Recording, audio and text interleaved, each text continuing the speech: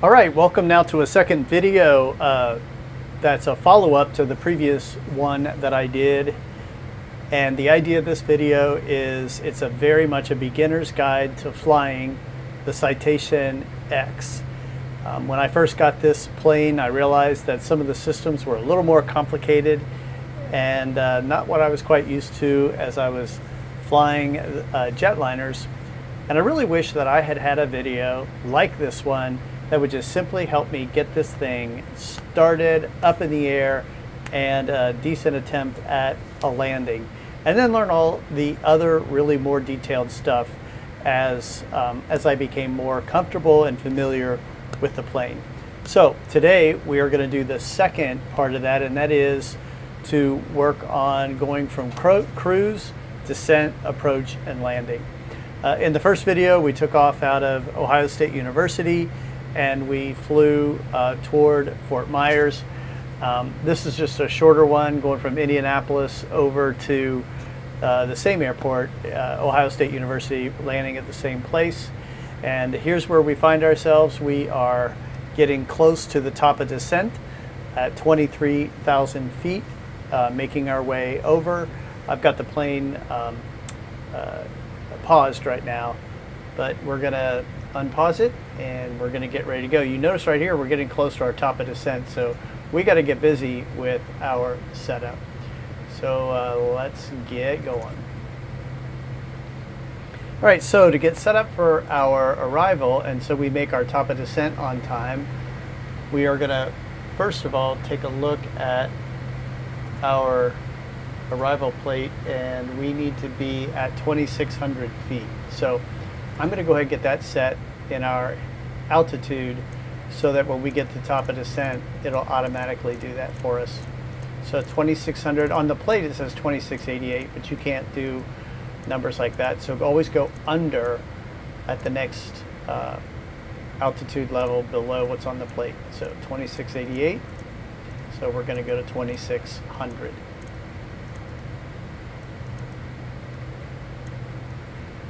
All right, got that set. Now we can go to the FMC and start getting our other things set up. So we're going to go here into perf, and we're going to get into our descent. This will set our VREP speeds and all those kinds of things. So I'm going to take a look. I've got Navigraph, so this is where I'm getting all this data. I'm going to look at the METAR for Columbus, and right now the current temperature is 29. And since we're not using anything but clear weather, we're just going to put 0, 0, 0 at 0 in for our wind. We're going to land at flaps 35, and if we go over to our landing data, we have that much runway. That's how much we need to use. And there's our VREP speeds. This is approach, and this is VREP. The auto throttle will help us do that.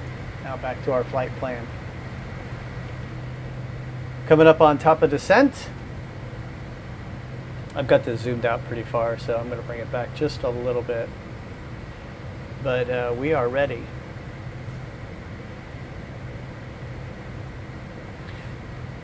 Something I didn't show us in the previous video is how to turn on this auto throttle module. When you first get the plane, this isn't here. So if you go into your configuration, right here is where you enable that auto throttle. Here's something else I find helpful, this pause at top of descent. I don't know about you, but a lot of times it seems like right when I'm getting ready for top of descent, that's when I run into the situation of the dog needs something, the kids, the spouse, something like that, and I miss my top of descent. So I use that sometimes. We're not going to use it today because I got us up close enough.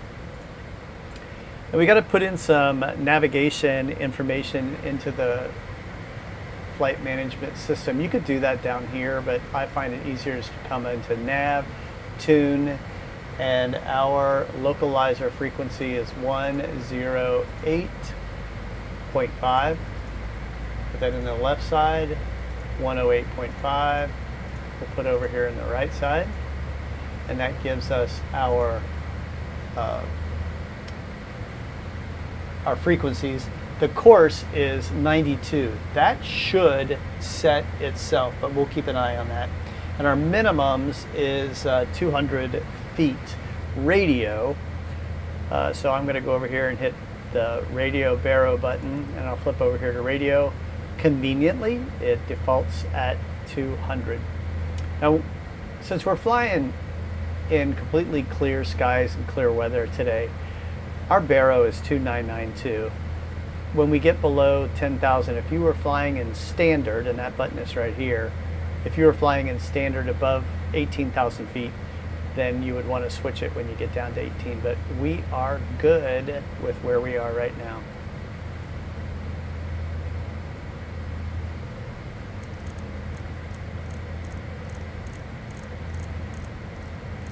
I just like to keep the heading bug on the heading that we're on if I remember to do it. This helps me when I'm flying with ATC and they want me to quickly make a turn. I don't have to swing all the way around the dial. I am ready to go.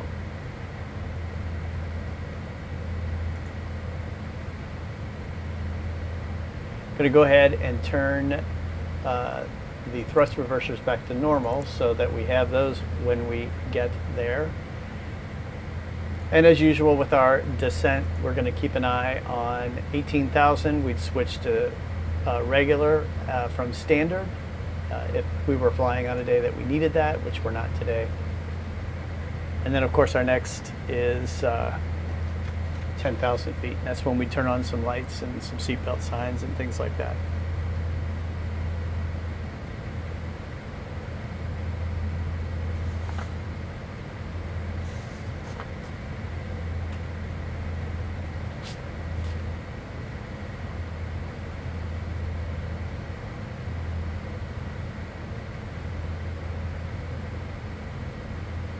Okay, I'm going to pause here and then pick up when we get a little closer to 10,000 feet.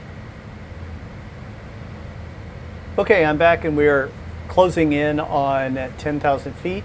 And one of the things I did while I was away is I flipped this switch for the gravity fuel flow on, because as you can see, my two tanks are not balanced. And by putting that on, it will bring those into balance. That needs to be off for landing, but we're just keeping an eye on that, and when they get balanced, we'll turn it off.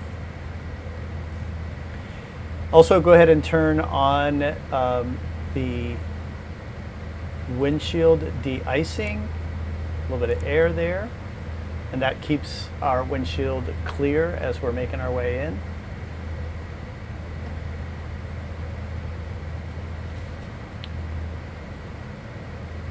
You'll see that the auto throttle has told us that it's moved the throttles to the detent.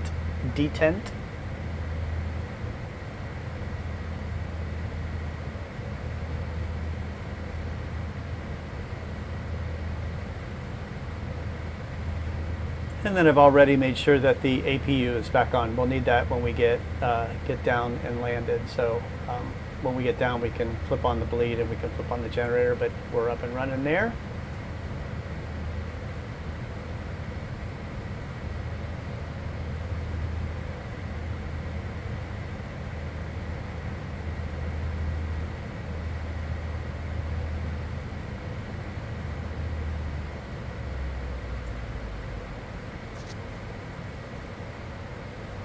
Now you see this went to altimeter limited, and that suggests that we're not getting all of the speeds, but it is actually keeping up with us.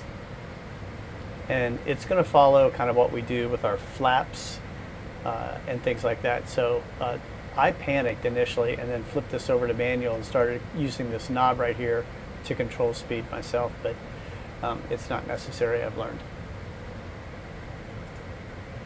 It's a little smarter than I am.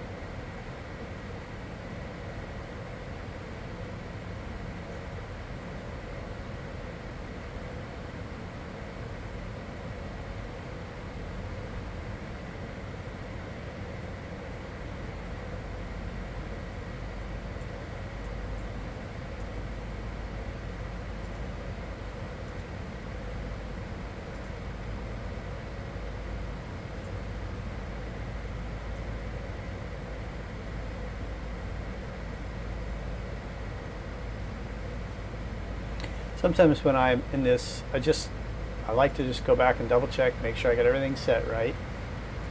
So I'm checking my nav against my chart. 1085, 1085. My altitude is set to 2600. I have my minimum set at 200, and we're in pretty good shape.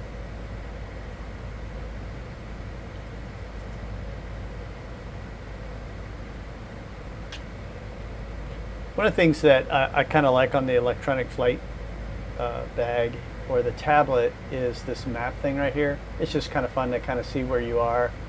It's like a real life map. Gives you an idea of where you're actually located. All right, we're moving in.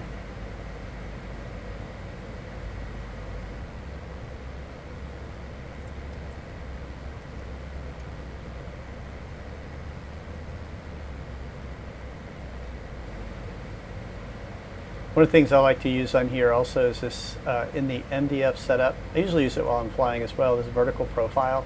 Just kind of gives you a little bit of a picture of what you're doing as far as both climb and descent.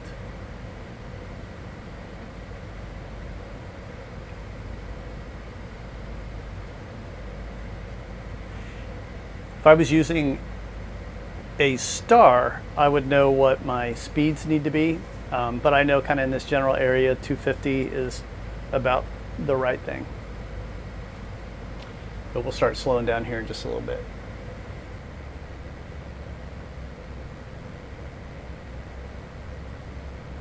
All right, I'm going to start bringing in some flaps and slowing it down just a little bit. Go in here and I'm just going to go to slats initially. And you'll see that that puts us right at the edge for our speed ribbon, and it's going to try to adjust, but it is going to be right there at the edge. So normally I just kind of let it get settled in, and then I go ahead and drop it down to flaps 5, and the auto throttle will then go ahead and adjust our speed. You see, adjusted it down here. Even though it still says it's flap limited, it's still doing some work for us.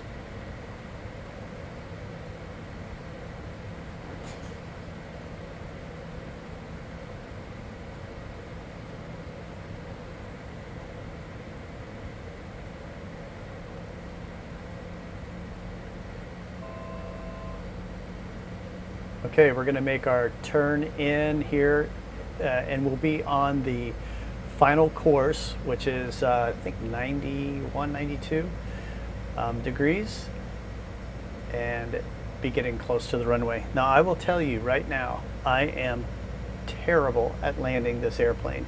Still trying to figure it out and still trying to learn it. So no shade whatsoever with this terrible landing that you're about to see.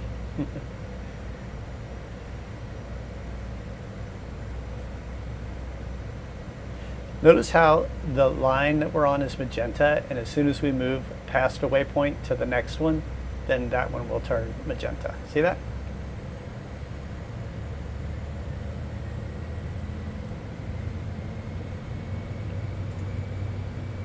Right now that we are really close to our final course, I'm going to go ahead and hit approach. That will activate our localizer and start to get us lined up on the runway, and then capture the glide slope. You see, we've not captured the glide slope yet, but we're getting ready to.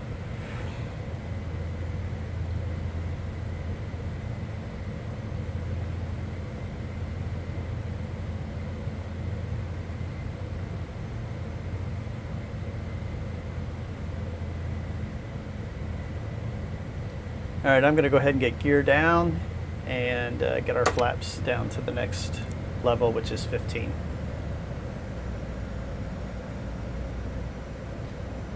And you'll see that it's bringing us our speed down to 170. Again, it still says flap limited. In just a moment, you're going to see that say approach. That's when I get my flaps all the way extended. Watching for the localizer, it's right here. For our glide slope, it'll start moving here in just a moment. There it goes. Runway's right here.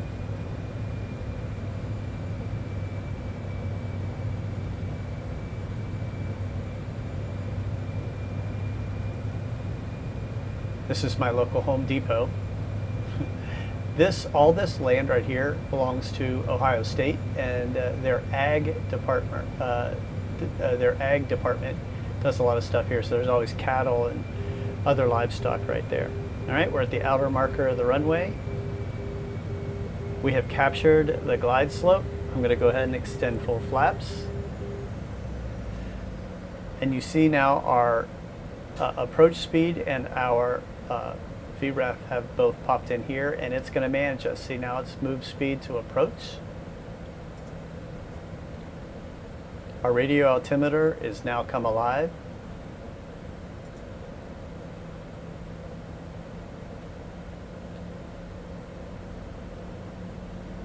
I'm just going to check my checklist here and make sure we're good.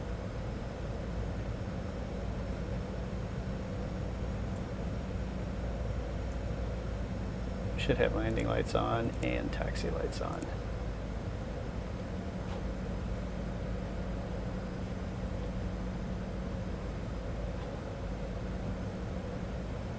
That fuel crossfeed switch back off.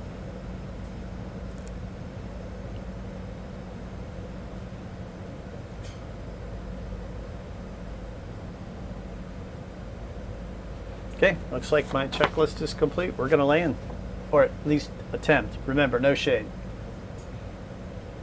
Here we go. Looks like we're on a 2 white, 2 red. Really good at our glide slope right now. Our altitude is good. It'll be great until I take over the plane.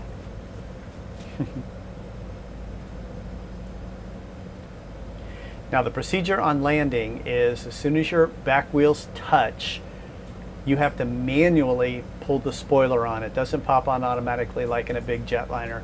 Pull the spoiler on, begin to apply brakes, bring the nose down. When the nose down, then go ahead and begin the thrust reversers. All right, in just a moment, I'm going to go ahead and take the plane.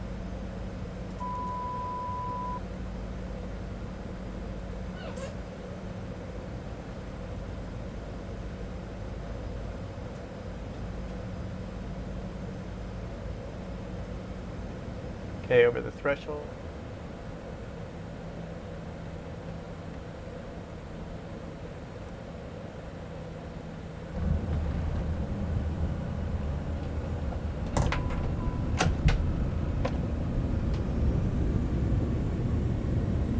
And we're down. That wasn't so bad.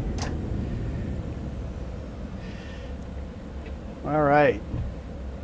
For some reason, this plane has a tendency for me to drift a little to the right before touchdown. I'm not sure what that is, but I'm still trying to figure that out and learn it. But that was a little bit better than usual. Maybe I hit a little hard and floated a little bit, but just keep practicing. It's much better than the first time I tried to land this thing. All right, I like to pull up here to the stop short line for the runway and just stop and get everything all configured for going in. So we'll stop right here. Our APU is already running, so we want to make sure the generator's on and that our bleed air is there. We're going to go down here and turn off our landing lights, and we're going to head on up to the FBO. All right, we're going to go ahead and do a shutdown procedure here. First of all, I'm going to let the passengers out. They won't actually go out like with GSX, but I still go ahead and do all the stuff. Put the chocks in, open the luggage door, open the main door. We could put on ground power if we wanted to, but we're shutting down, so we don't need it. Okay, parking brake set, anti-ice off. Our engines are shut off. We'll go down here and turn off our IRS. By the way, if you're wondering how I'm popping around all these camera views so quickly, I do use a small stream deck so that I can get to them quickly. Passenger lights are off. We need to cage the gyro. And that's this right here. Just push this right there and it'll cage it. Standby power off. And we can turn avionics off, and we can turn the ICAS off, the emergency lights off. APU, we're ready to shut her down. So let's go over here to the APU master. And I don't know if you need to do this or not, but I always turn off the bleed and turn off the generator and then turn off the master. Just seems like the right thing to do. All of our exterior lights are off, except of course we blinded our marshaller by not turning off our taxi lights. Maybe that's what his problem is. Exterior lights are off, and now we can go ahead and turn the batteries off, which will bring it completely cold and dark. And I like that the tablet stays on even when the batteries are off, so that I can kind of realistically go in here and shut the door. So there's a luggage door, and then we'll let's go outside real quick, and we'll shut the main door.